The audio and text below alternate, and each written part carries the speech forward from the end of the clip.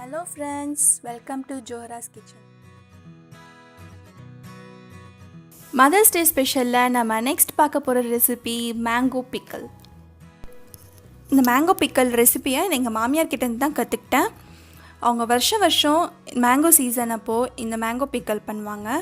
எனக்கு அவங்கக்கிட்ட ரொம்ப பிடிச்சமான ரெசிபி வந்து இந்த மேங்கோ பிக்கல் தான். வாங்க அதையும் உங்க கூட நான் ஷேர் பண்ணிக்கிறேன்.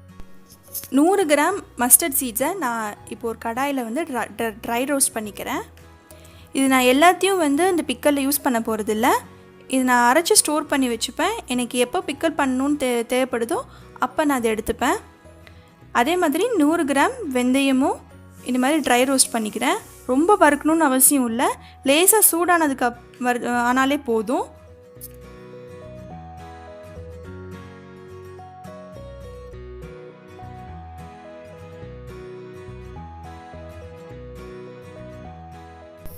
இப்போ மிக்ஸி ஜாரில் போட்டு நான் நல்லா எடுத்தையும் பொடி பண்ணிட்டேன். அதோட கன்சிஸ்டன்சி பாருங்கள், நல்ல பொடியாக இருக்குது. இந்த மாதிரி தான் இருக்கணும். ஸோ இந்த மாதிரி டப்பாவில் போட்டு நீங்கள் ஸ்டோர் பண்ணி வச்சுக்கலாம். எப்போ பிக்கல் நீங்கள் செய்யணுமோ அப்போ இது 2 பொடியும் நீங்கள் யூஸ் பண்ணிக்கலாம். ஸோ நான் மொத்தமாக அரைச்சி நான் வந்து இந்த மாதிரி டப்பாவில் போட்டு ஸ்டோர் பண்ணி வச்சுருக்கேன்.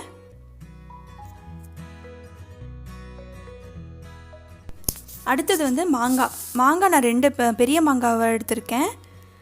இது நல்லா கழுவிட்டு ஒரு ட்ரை கிளாத் வச்சு நல்லா தொடச்சி எடுத்துக்கோங்க.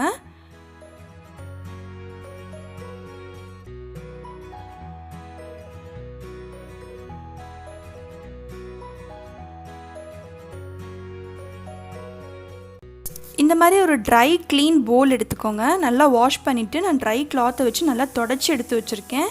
எந்த தண்ணியுமே இருக்கக்கூடாது, அதே மாதிரி அழுக்காகவும் இருக்கக்கூடாது. இதுதான் நமக்கு தேவையான இன்க்ரீடியன்ட்ஸ். தனி மிளகாத்தூள், மஞ்சத்தூள், மஸ்டர்ட் சீட்ஸ் பவுடர், வெந்தய பவுடர், அப்புறம் தேவையான அளவு உப்பு, அப்புறம் 100 ml அளவுக்கு நான் நல்லெண்ணெய் எடுத்திருக்கேன். மாங்காய் வந்து இந்த மாதிரி கட் பண்ணி வச்சுக்கோங்க. உங்களுக்கு எப்படி விருப்பமோ அப்படி கட் பண்ணலாம்.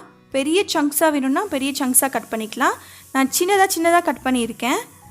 ஸோ இந்த மாங்காய் துண்டுகளை இது உள்ள சேர்த்துக்கலாம்.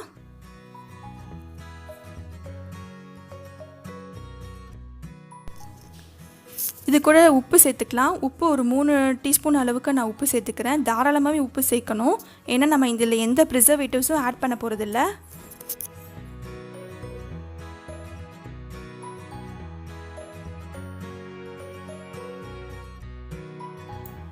இந்த மாதிரி ஒரு ட்ரை க்ளீன் ஸ்பூனை வச்சு நம்ம முதல்ல இது நல்லா மிக்ஸ் பண்ணிக்கலாம் மாங்காயை.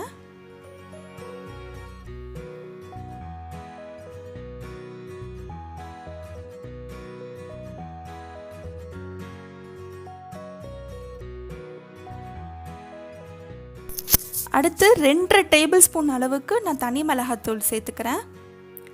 நான் இதில் காஷ்மீரி சில்லி பவுடர் ஆட் பண்ணலை. உங்களுக்கு வேணும்னா நீங்கள் காஷ்மீரி சில்லி பவுடர் ஆட் பண்ணிக்கலாம்.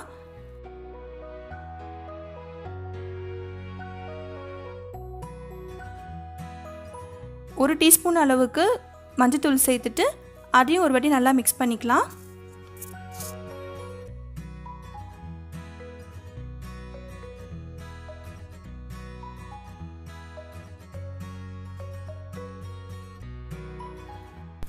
அடுத்து 1 டீஸ்பூன் அளவுக்கு கடுகுத்தூள், நம்ம மஸ்டர்ட் சீட்ஸ் பவுடர் அடித்து வச்சுருக்கோம் இல்லையா, அதையும் சேர்த்துக்கலாம்.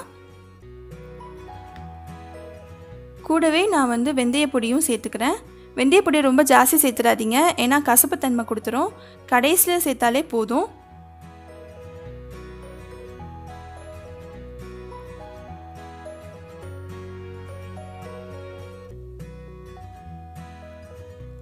கடைசியாக 100 ml அளவுக்கு நல்லெண்ணெய்.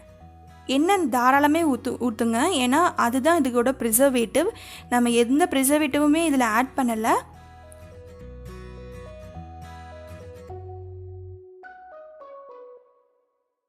இது 2 நாள் ஆகும் இந்த ஊறுகாய் ரெடி ஆகிறதுக்கு. இந்த 2 நாளில் காலையில் ஒரு தடவையும் சாயந்தரம் ஒரு தடவையும் ஒரு கரண்டியை வச்சு நல்லா மிக்ஸ் பண்ணி விட்டுக்கோங்க. அப்போ தான் எல்லா மாங்காயோட துண்டுகள்லேயும் அந்த மசாலா போய் இறங்கும். 2 நாளுக்கு அப்புறமா நம்ம இதை பார்க்கலாம்.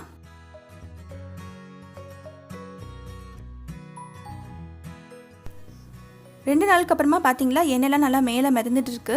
இந்த மாதிரி தான் இருக்கணும். இன்னும் நாள் ஆக ஆக மாங்காயில் நல்லா அந்த ஊறுகாயில் ஊறி இன்னும் நல்லா டேஸ்ட் ஃப்ளேவர் கொடுக்கும். இது 10 days வரைக்கும் நீங்கள் வெளியில் ஸ்டோர் பண்ணி சாப்பிட்லாம், இல்லைனாக்கா ஃப்ரிட்ஜில் கூட ஸ்டோர் பண்ணி சாப்பிட்லாம். நான் இதை வந்து ஒரு கண்ணாடி ஜாரில் மாற்றி வச்சுருக்கேன். ஸோ நீங்களும் அதே மாதிரி ஸ்டோர் பண்ணிக்கோங்க. இது நீங்கள் வீட்டில் ட்ரை பண்ணி பார்த்துட்டு உங்கள் ஃபீட்பேக்கை கமெண்ட் செக்ஷனில் போடுங்க. இந்த வீடியோ உங்களுக்கு பிடிச்சிருந்ததுன்னா லைக் பண்ணுங்கள், ஷேர் பண்ணுங்கள், என் சேனலுக்கு சப்ஸ்கிரைப் பண்ணுங்கள். வீடியோ பார்த்ததுக்கு மிக்க நன்றி.